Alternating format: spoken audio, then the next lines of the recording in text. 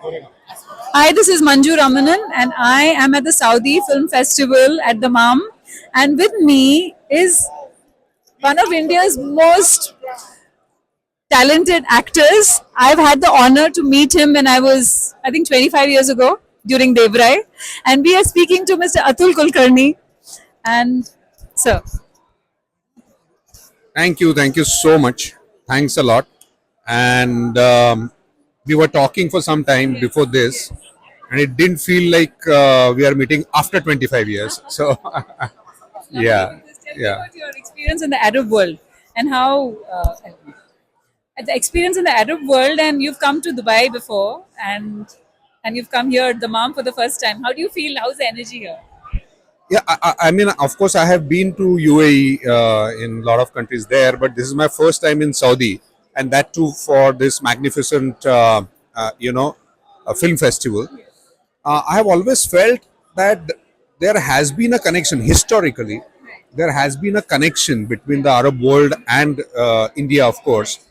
I remember Rabindranath Tagore's story, which I had read when I was a child, Kabuliwala, and it was a beautiful story which tells about a person from Kabul, roaming around selling things and in Kolkata. So, And he has uh, the handprint of his daughter.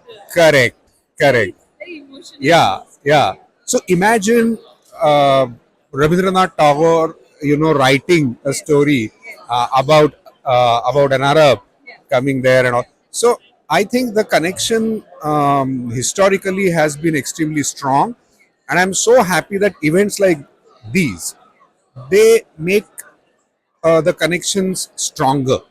And what other than films, where yeah, absolutely, What do because we expect out of the masterclass today? I'm very scared of this word master class because I think we have borrowed it from the US, and there actually the masters take the class. But I would say this is an interaction today with the audience, and I inquired about them that what they are expecting. So it is basically about my journey, and that is what they have titled. It is their title from Karnataka, where I was born, to Mumbai, where I'm settled now. So I've always felt that an actor is nothing but the person that he is, and the growth that he shows, or let us say journey. Growth is too loaded a word, but a journey that that person has in his or her life, and that is what makes you, an actor. And that is why one actor is different from the other actor. That is the reason. It is not about so-called method of acting. I don't think so. So to answer your question, I think I'll be talking about my life as a human being, of which my profession is a small part. Also, regional cinema is something that we all have. I mean, I think the world is more exposed to it today with OTT and other, mediums. So, tell us a little more about the power of regional cinema, which you don't probably always see in mainstream Hindi cinema. See, I've always believed what's local is global, and that is because if you see even right from the folk stories, or the mythological stories, they are about human beings and human emotions, and they don't change because humans change outwardly. The emotions, they don't change. You love, you hate, you get angry. That is same everywhere, and that is why the more local a story becomes more global a story.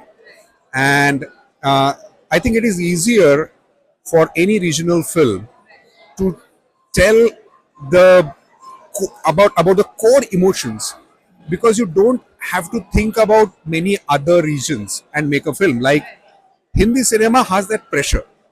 It is not easy to make a Hindi cinema because you are making it for, what, India is like Europe as far as cultures are concerned. We have, It's a mixed yeah, bag of so we have emotions. so many cultures living together so beautifully. And if you want to make a story which all of India would understand, you are naturally going to think about it.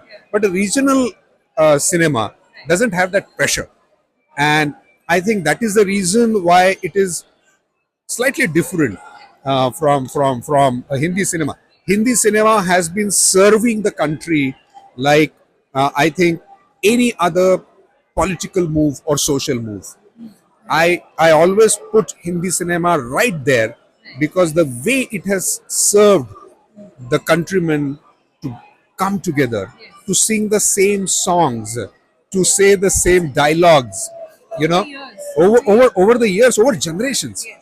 This kind of connection, it's very hard to find, and I think it is not just Hindi cinema, because the cultural exchange that happens between the states, you know if you look right from the beginning, Bengali directors, Punjabi writers, South Indian dance masters and heroines and heroes, and so we have been, yeah, correct. So we have been exchanging culturally, and that's also beautiful. And having the regionals, stories, that's also beautiful. And I have one more question which I forgot. Can we stop and start again? It was a very good question that had come to my mind, and that was about, of course, regional cinema and the strength of regional cinema. Also, the stories, like you said, are more real. And today, Gujarati cinema, for that matter, has evolved from what it used to be, and the stories are now being told in a contemporary manner. I remember speaking to Naresh Kanodia and Mahesh Kanodia, the doyens of Gujarati cinema, and their cinema is different than the cinema that we see today.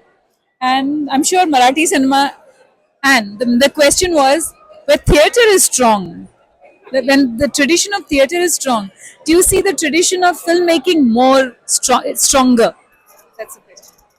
No, not really, because you look at the southern part of India, the cinema is extremely strong, and of course, there has been theater everywhere.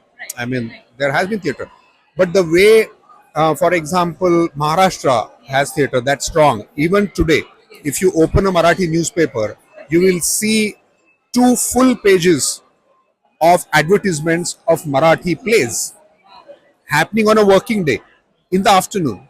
So I don't think that is there is a correlation as such. It all depends on how a particular journey has been of a state as far as culture is concerned. And culture is not in a limbo. Culture is always a result of the economical, social, educational, development of a state, and that automatically reflects into the cultural choices of people, and that is how culture develops, and that is why a Malayalam cinema is different from a Tamil cinema or from a Kannada cinema or a Telugu cinema, and these are adjoining states that we are talking about, and still the cinema is so different. And that is why I say that it depends on a lot of things. Yeah. So, what about the current films that you're doing and the OTT series that you're doing? Could you tell us a little about what you're doing right now? We are coming out with Bandish Bandit season 2 on Amazon very soon. So that is what I was working on, and working on a. I don't sing. I don't sing, and that is so one of the fans that time when season 1 released of Bandish Bandits. He sent me a Google screen shot of a Google search, and he searched Atul there, and the first option was, is Atul Kulkarni a singer? So it was being searched so much, and I think it is. Yeah, this is one of the the biggest compliment that an actor can get, because I'm playing a singer, and people think, and Shankar Mahadevan sir has sung my songs so well, that it feels. But you have a leaning towards music. You enjoy music. Um, yeah, but I must say that I have tried liking music a lot, but it's not my first choice. It has never been my first choice. I don't know why, but You can I think convince people that you like it, right? yeah, because that is my job. I'm paid for that, so I do that. But I think I feel calmer when the music stops. Really? That's unusual.